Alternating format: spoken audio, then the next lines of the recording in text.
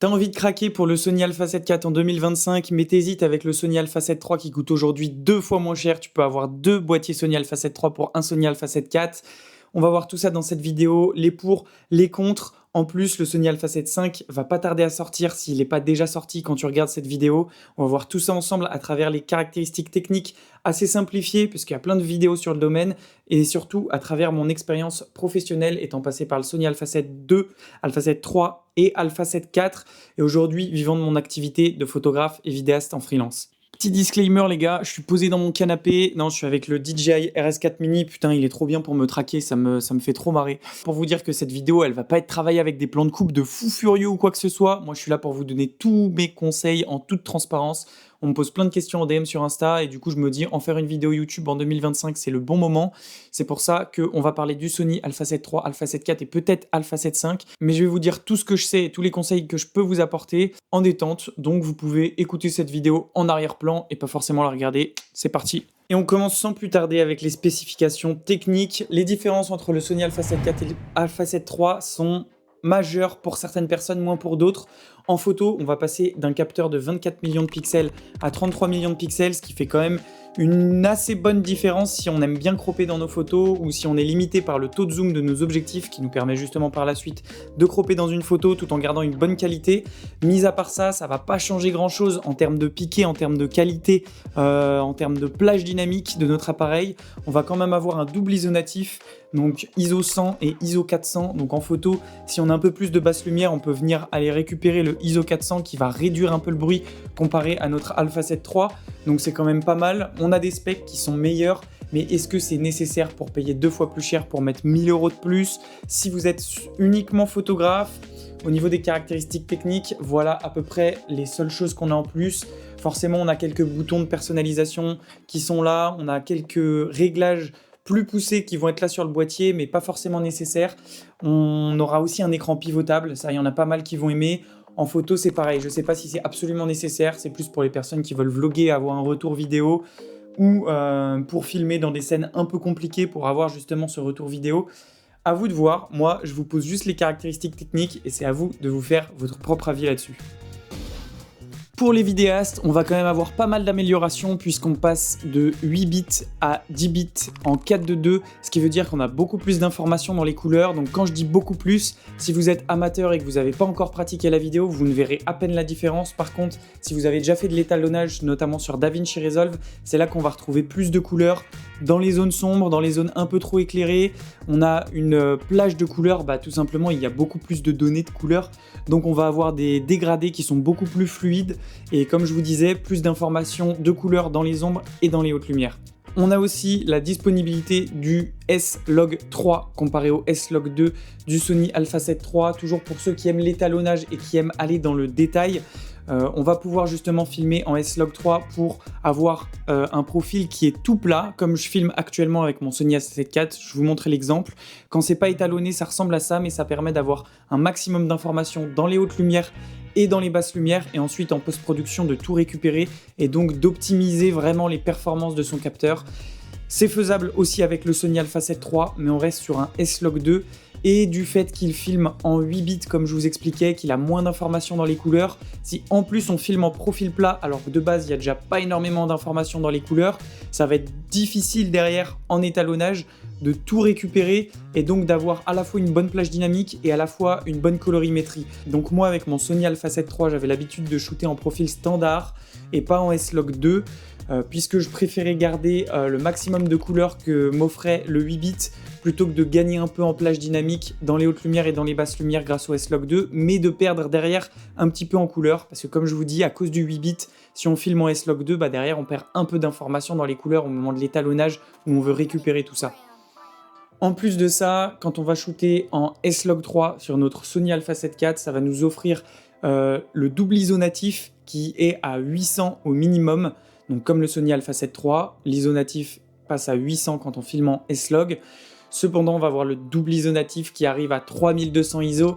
Et là, ça fait une caméra qui commence à être assez performante en basse lumière. Alors, on va pas encore filmer de nuit comme un A7S3 ou une FX3, mais ça va nous permettre quand même de shooter des scènes assez sombres sans perdre en qualité. Un dernier point important qui concerne la photo, comme la vidéo, ça va être l'autofocus. Alors oui, l'autofocus est plus performant forcément sur un Sony Alpha 7 IV qui date de 2021 plutôt qu'un Sony Alpha 7 III qui date de 2018. En revanche, le Sony Alpha 7 III était un monstre à l'époque et reste avec un autofocus qui est performant. Il est un peu dépassé, il est plus trop au goût du jour, il n'y a pas d'IA, il n'y a pas de fonction avancée de l'autofocus, mais il faut savoir que 90% de vos plans facilement vont être bien traqués avec l'autofocus si vous faites le bon choix du collimateur. Voilà où on en est aujourd'hui dans la technologie, c'est qu'on va chercher toujours plus loin. Est-ce nécessaire? C'est à vous de le savoir.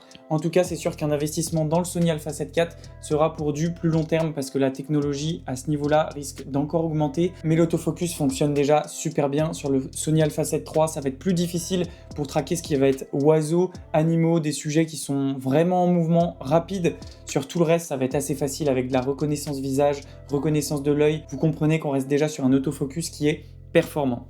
Donc voilà pour les spécifications techniques, moi c'est ce qui était vraiment important pour moi, les différences que j'ai pu ressentir du passage de l'un à l'autre. J'ai pas encore parlé de ce qu'on peut avoir en termes de capacité vidéo, c'est-à-dire 4K 60 fps sur le Sony Alpha 7 IV et 4K 30 fps sur le Sony Alpha 7 III, sachant qu'on va avoir un crop dans notre capteur, ça va devenir un capteur APS-C si on filme dans ces résolutions qui sont maximales pour le boîtier et si on descend d'un cran, c'est-à-dire en 1080p 30 fps ou même 50 fps, je crois qu'il n'y a pas de crop sur le Sony Alpha 7 III et du coup 4K 30 fps où on va pas avoir de crop sur le Sony Alpha 7 IV.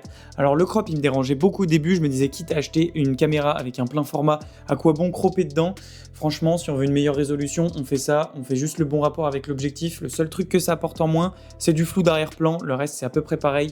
Donc franchement, ça se fait bien. Maintenant voilà, c'est une donnée à savoir en plus, surtout que la technologie fait que d'avancer et du coup le Sony Alpha 7 III aura peut-être quelques fonctionnalités un peu plus obsolètes dans les années à venir, notamment ce 4K 30 fps maximum avec un crop dans le capteur.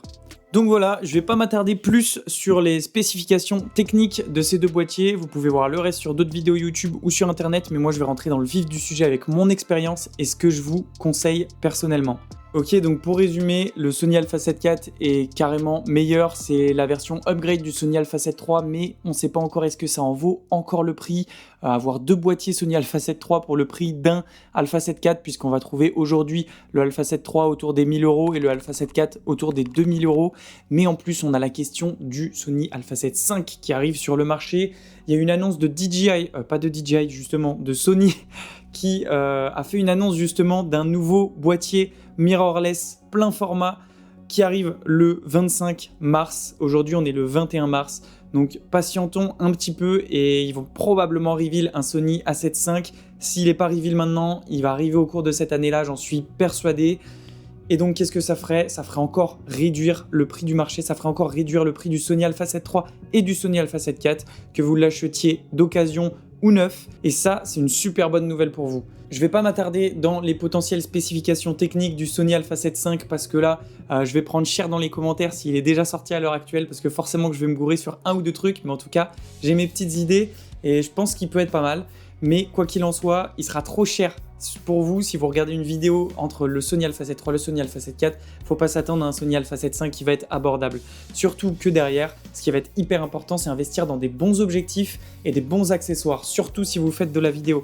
Mais même en tant que photographe, les objectifs vont être primordiaux et on peut mettre facilement le prix d'un boîtier dans un objectif. C'est pourquoi, niveau budgétaire, le Sony Alpha 7 III reste quand même un super bon plan parce que ça nous laisse un billet de 1000 € pour s'équiper en accessoires et en objectifs pour arriver sur le même prix d'un Sony Alpha 7 IV qu'on aurait nu. Donc attendez-vous à y mettre le prix si vous voulez un Sony Alpha 7 IV, c'est pas 2000 € qu'il va falloir compter, mais plutôt 3000 €. Si vous voulez un Sony Alpha 7 III, ça va pas être 1000 € mais peut-être 1500 si vous vous équipez un peu plus bas de gamme, et 2000 € si vous vous équipez correctement, mais vraiment très correctement même, pour pouvoir faire de superbes photos et superbes vidéos.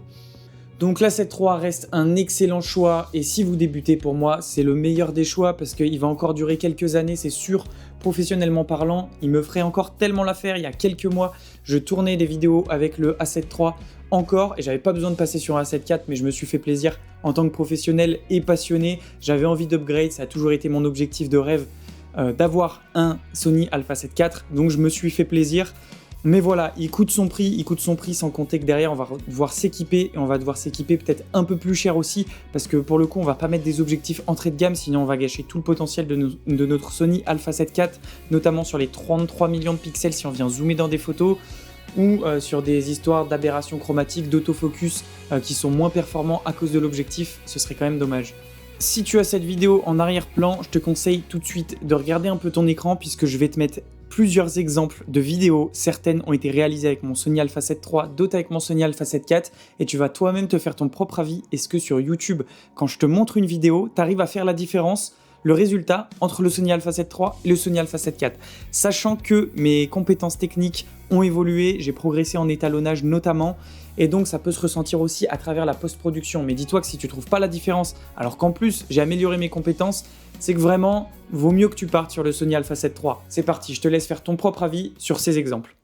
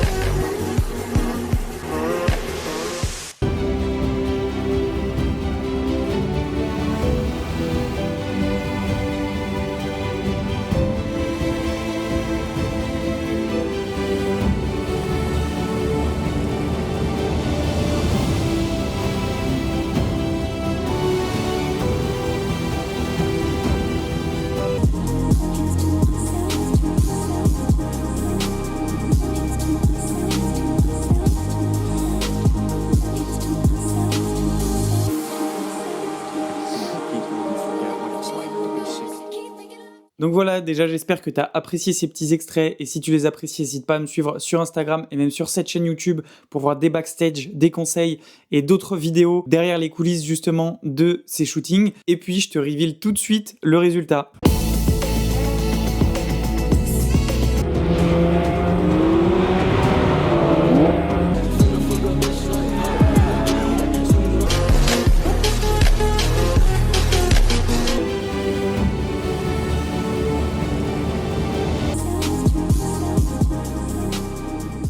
Donc voilà, je sais pas si tu t'y attendais, mais si tu trouves que c'est similaire, te prends pas la tête, pars sur un 7 III. Aujourd'hui, on a une technologie qui est tellement performante, on peut aller chercher toujours plus haut, toujours plus cher, et c'est pas toujours nécessaire.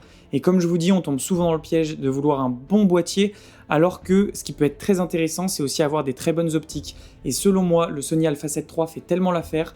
Aujourd'hui, je me suis professionnalisé, mais oui, je pouvais continuer à utiliser mon Sony Alpha 7 III. Mes clients ne feraient pas du tout la différence, ils y connaissent rien à la vidéo et même en termes de qualité sur les réseaux où on vient compresser la qualité ou sur les sites internet, etc. Le Sony Alpha 7 III fait largement l'affaire.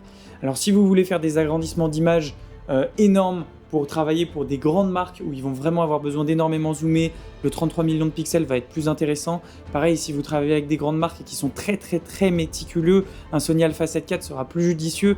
Mais à mon avis, si vous êtes sur cette vidéo, c'est que vous ne travaillez pas encore avec des grandes marques et donc l'escalier, il se prend dans le bon ordre. On commence par le Sony Alpha 7 III et puis peut-être que dans quelques années, vous pourrez upgrade même sur un autre boîtier que le A7 IV et encore mieux. Mais je vous conseille de ne pas débourser des 1000 et des 100 seulement dans votre boîtier, sauf si vous pouvez vous le permettre sans vous le mettre dans le rouge, et alors ça c'est royal, c'est un très bon investissement, vous ne serez pas déçu du Sony Alpha 7 IV, mais sinon je vous recommande encore aujourd'hui le Sony Alpha 7 III qui est pour moi un excellent boîtier, que ce soit personnel ou professionnel. Si cette vidéo t'a plu, je te laisse mettre un like, t'abonner pour plus de vidéos, matos, business, backstage, automobile, tout ce que tu veux, de la passion, du régal. Et éclate-toi bien avec ton prochain boîtier. Le but, c'est pas d'avoir le meilleur matos, mais de pratiquer. Et on se dit à la prochaine. Tchuss!